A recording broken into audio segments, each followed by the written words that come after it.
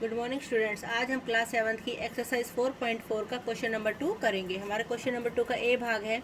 अध्यापिका बताती है कि उनकी कक्षा में एक विद्यार्थी द्वारा प्राप्त किए गए अधिकतम अंक प्राप्त किए गए न्यूनतम अंक का दुगुना जमा 7 है। प्राप्त किए गए अधिकतम अंक 87 है। प्राप्त किए गए न्यूनतम अंक क्या है?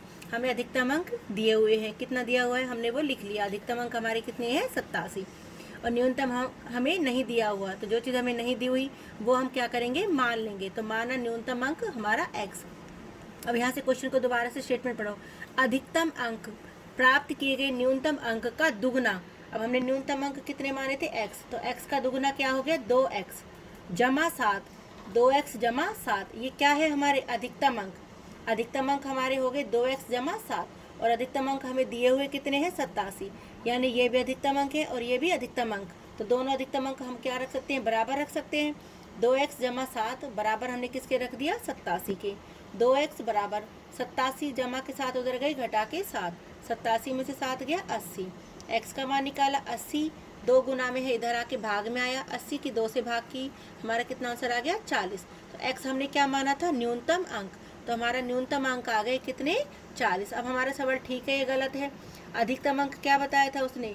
न्यूनतम अंक का दुगुना। अब न्यूनतम अंक का दुगुना कितना होता है? 40 दूनी 80 और उसमें कह रहा है 7 जमा करो।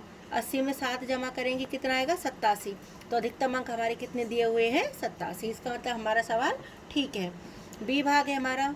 किसी समद्विबाहु त्रिभुज में आधार कोण बराबर होते हैं। शीर्ष कोण 40 डिग्री है। त्रिभुज के आधार कोण क्या है? ये हमने एक त्रिभुज बना ली, समद्विबाहु त्रिभुज। इसकी 2 भुजाएं बराबर हैं तो 2 कोण भी क्या होंगे? बराबर। और ये वाला कोण हमारा कैसा कोण है? शीर्ष कोण। इसकी वैल्यू हमें कितनी दी हुई है? 40 डिग्री। आधार कोण हमें नहीं दिए हुए, तो हम क्या करेंगे? आधार कोण को मान लेंगे। हमने एक आधार कोण मान लिया कितने का? x का। तो दूसरा आधार कोण भी कितना हो गया हमारा? x। अब हमें पता है त्रिभुज के तीनों कोणों का जोड़ कितना होता है? 180 डिग्री। यानी x जमा 40 डिग्री बराबर कितना हो गया? 180 डिग्री। x और x कितने होते हैं? 2x बराबर 180। 40 उधर गए, घटा के 40। 180 में से 40 गए, कितना हो गया? 140 डिग्री। यानी 2x बराबर 140 डिग्री। तो 2x बराबर हमारा 140 डिग्री। x का मान निकाला, 2 गुना में है, इधर आके 2 भाग में आ गया। 140 की 2 से भाग की हमारा 70 डिग्री। यानी एक आधार कोण हमारा कितने का आ गया? 70 डिग्री। अब देखो हमारा सवाल ठीक है गलत? 70 के 2 कोण हो गए 140 और शीर्ष कोण हमारा कितने का दिया हुआ था? 40 का। 140 में 40 जोड़ेंगे 180। त्रिभुज के तीनों कोणों का जोड़ 180 डिग्री होता है। सी भाग है। सचिन द्वारा बनाए गए रनों की संख्या राहुल द्वारा बनाए गए रनों की संख्या की दुगनी है। उन दोनों द्वारा मिलकर बनाए गए कुल रन एक दोहरे शतक से 2 रन कम है।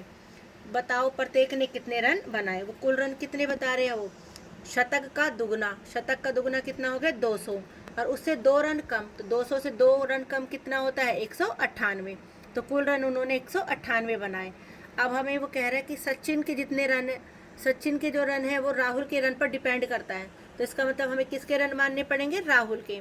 माना राहुल ने रन बनाए x, तो सचिन ने कितने रन बनाए? राहुल से दुगना। तो सचिन के रन हो गए हमारे 2x। अब इन दोनों के टोटल रन कितने हो गए? x जमा 2x। ये दोनों के रन हो गए।